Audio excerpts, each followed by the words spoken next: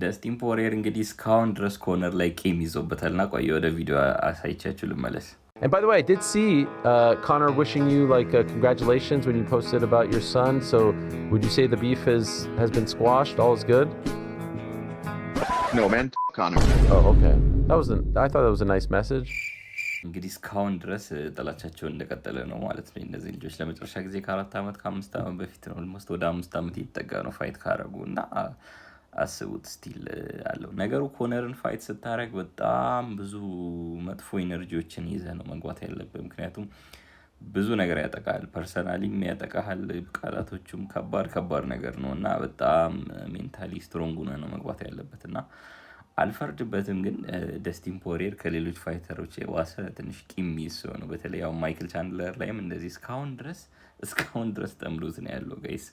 ፋይት ሲያደርጉ ትንሽ እጁን ጥርሶቹ መሃል አድርጎ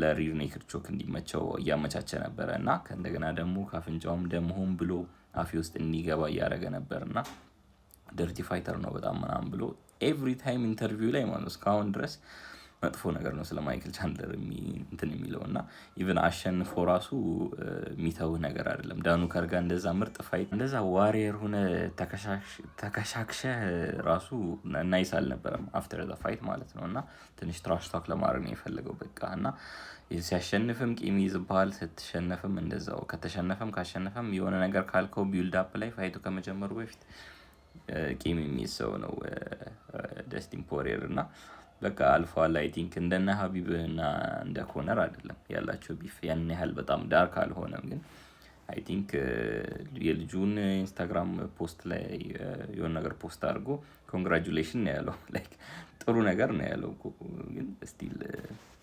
ተቀይሞታልና መቼ ነው የዚህ ቢፍ ማለቂያ?